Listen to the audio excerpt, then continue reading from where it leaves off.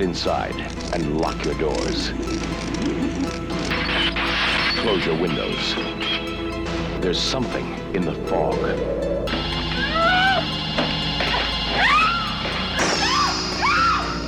Stay away from the fog. What you can't see won't hurt you. It will kill you. What's up, everybody? Welcome back to Beyond the Grave Media. This is Josh here checking in on you out there in YouTube land. How are you doing? I'm glad to see you. Welcome in. In the back, we've got some punch and pie. I'm not going to stamp your card until you sit down, till you hang out for a little bit, and then we'll see if you can actually get out of here. Tonight, we are talking about one of the best John Carpenter films of all time. Probably my third. This is one of my favorite John Carpenter movies of all time. This is, of course, The Fog. Absolute banger of a movie. One of my go-tos when I don't know what to watch Saturday and Sunday.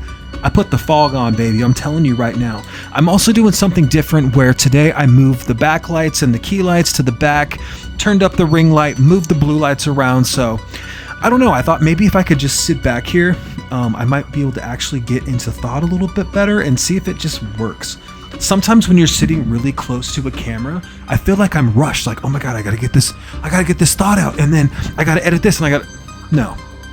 The Fog deserves just sit back, just let it flow. Don't edit a bunch. Just let it. If it comes out good, if it comes out bad, that's okay, because this movie deserves it. And I also just I got this, this is an easy chair that when we had my son, my wife would sit in this and rock, and then I would read stories to him. So that's kind of the whole point of this room, was it's a little music studio where I can actually sit back, pull up the microphone, and just relax a little bit and talk about some of my favorite things, which are horror movies and everything that they, kind of contain. So kind of something different. I'm going to see if it works. I really already like the vibe. I think it's totally chill. I'm also going to try something where I went through this long period where I was just swearing and saying the F word. That's just kind of how I talk. There's mother effing this, F that, all this kind of stuff. So then I thought, maybe I'll clean it up and I'll try to make this a little more accessible for people that don't want to have swearing. Maybe there's kids in the room. Maybe I don't want to do that. I kind of don't care. I'm kind of a button pusher anyway, while still being kind of a chill person. I'm not trying to push the envelope or be edgy, for Christ's sake. And then the stuff on my channel, going into profanity and stuff, I didn't want to use it as much because I thought the algorithm, it's I can't do both. When I first started YouTube, what I wanted to do was have a channel that just exposed and explored the most rotten scenes from 80s gore cinema, the 70s, right, exploitation, all that kind of stuff. And I'm not getting views, and my video is not being shown. I'll look on my wife's phone and it's not even in her algorithm if I'm showing things that are super gory. So sometime in the future, there may be a spot where this channel totally pivots if I get a following where all of a sudden I'm just going to show you gory scenes from movies. But right now I can't do that, and I definitely am trying not to use profanity because it doesn't seem to, I'm not getting the same push, and I want to. The whole point of doing this was for me, so there might be times where I just say, you know what, F it, screw this, screw that, and I'll let some stuff slip. But I've been trying to be a better person, been trying to be a good Christian here in the candles, but sitting way up front like this, you can't be talking about Cannibal Holocaust and being stressed out. Cannibal Holocaust and films like that, the content matter itself, you're supposed to kick back and just relax, man. That's the whole point of those kind of movies. So I'm going to try something different where I'm just going to chill with you guys and just try to shoot the breeze the best that I can without stressing out about, what's going to make it, what's not going to. It's supposed to be fun. And what's fun for me is The Fog. I love this movie. Let's break it down. This is an incredible 4K it's the Steelbook from Scream Factory. Incredible. Let's get into it. Thanks so much for being here. And if you're still here and you want to see more from me, like, comment, subscribe, talk some mess down there, whatever you're into. Follow me on social media. Let's get into it. First of all, The Fog has one of the best monologue intros of all time.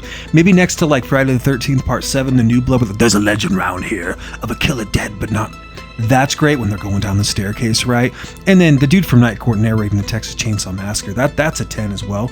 But when it opens to the beach shot and everyone's around the campfire, the stones, the kids are sitting there leaning in, and it's just John Houseman peering into the fire. 11:55. Almost midnight. Enough time for one more story. One more story before 12, just to keep us warm. In 5 minutes, it will be the 21st of April, 100 years ago, on the 21st of April, out on the waters around Spivey Point. a small clipper ship drew toward land. Suddenly, out of the night, the fog rolled in. Absolutely incredible monologue. Sets the tone for the rest of the movie. This movie frickin' rocks, dude. Adrian Barbeau. Tom, I wish that was my dad, Atkins. Kind of a creeper in most movies, but that's why we love Tom. Hey! And then, of course, Jamie Lee Curtis. Hal Holbrook, excellent as the priest. This movie, who else is in this damn movie? Dude, John Houseman, obviously. John Carpenter directs his ass off. The Fog, the intro, that monologue, dude, one of my favorite soundtracks is The Fog. I'm like stuttering. One of my favorite soundtracks is The Fog, and it's the best because when the movie opens, you get that damn prologue, that monologue from John Houseman. 11:55. I'll listen to that. It's like 3 or 4 minutes long on a loop during Halloween. I'll just let that, and then I'll queue up the score to go right after it. And then there's a church scene, so on Spotify I'll go add to queue, and I'll just play like a little 3 or 4 track queue of The Fog, maybe 15 minutes, just on repeat. I love it. I love it. I love it. I don't know what it is, dude. The Fog rips. At its core, The Fog explores themes of revenge and the supernatural. It's set against the small coastal backdrop of Spivey Point. The film opens when a mysterious fog comes rolling in, but it's not bringing unicorns and cupcakes, no. It's bringing vengeance and retribution. It's here to punish the sins of our fathers and make the wrong things right. And one of the ways it does that, one of the film's significant strengths, is its ability to build tension through sound and set design. The visuals and the sounds that Johnny Carpenter, he's a master. He is a master at creating minimalistic sound that just take over a movie. When the fog is coming, you can feel it, you can smell it, you can sense it. It's this dripping, wet, dewy, it's coming around the corner. There's something inside of it because of the way that he makes it sound. John has this ability to just take over a film. You know that there's ghosts in the fog because he builds up the tension. He juxtapose. You know what I'm talking about. You got the lighthouse, you got this beautiful coastal town, you got this fog, the eerie soundscapes, the eerie set design, and the gore, the location, everything works for John in this movie, and The Fog, because of it, is a better film. It just rips, dude. And look, I love Jamie Lee Curtis. She can do no wrong. I don't think there's a horror fan out there who wishes anything negative to say about Jamie Lee Curtis. She's amazing in this movie as usual. But what's awesome is her mom, Janet Leigh, the OG Scream Queen from Psycho, acts right along beside her in this film. For me, what keeps this movie afloat is Hal Holbrook, Father Malone, who finds the diary or the journal about his grandfather and the treachery that they bestowed upon the Elizabeth Dane, where they led the the shipmates to their watery grave. That is such an awesome curse. That's so intense in this movie when he's not paying his assessments and sending people down and getting wasted. Hal Holbrook, for me, Father Malone's character, awesome. Awesome. Tom Atkins, as usual, crushes it. Tom's so good at being the everyman, kind of the creep who's giving hitchhikers beer and taking advantage of people. I love Tom Atkins. Everybody wishes he was their dad. Tom A crushes it as per you. Other things I love about The Fog, man, I love how this movie just starts right up. It just goes right into some violence. Right away, all of a sudden the town is just, everything starts going wrong, whether it's the gas pumps, the lights not working, you got the shot inside that convenience store, and the signs are, nothing's working, beers are exploding, everything's going wrong, and the fog's creeping in, it's got hooks, it's got hands, it's got red eyes, it's coming after you. These ghosts, man, they're not going to take no for an answer, and I like that some of it happens during the daylight. I like how they go out to sea, and they get to see like all the brutality that happened along that ship, that missing clipper ship, and then all of a sudden the Elizabeth Dane just shows up and everything goes to hell in a handbasket. The Fog is so awesome. This is one of my favorite movies to just put on and just relax. I don't know what it is about this movie. Maybe it's the sound, maybe it's like being at the coast. It just feels like something you should watch late at night when you're on vacation. It's just a feel-good movie for me, and it wasn't always like that. I think when I watched it when I was little, I didn't totally get it, and I thought maybe it was a little cheesy. As I've gotten older though, I've grown to love this movie. I watch it all the time, probably every 3 months. When I don't know what to watch on a Saturday or Sunday afternoon, I go for The Fog, man. It just puts me in such a good mood. I love it. It just takes me on a ride, man. I love the ocean. It's one of my favorite things in the world, and there's something about not knowing what's in it. The Elizabeth Dane's in it freaks me out. I love it. I love John Carpenter. This is probably one of his best movies, if it's not the best score, it's in the top 3. The Fog score, dun, dun, dun, dun, dun, it's so good. Dude, it's so good. Christine's so good. All of his scores are amazing, but this one, I think I play the Fog score more than I play any other score of his. So this is the Scream Factory release. This is the 4K Steelbook. I'm going to sit up a little bit so you can see it. You've got the lighthouse there. You've got the Elizabeth Dane.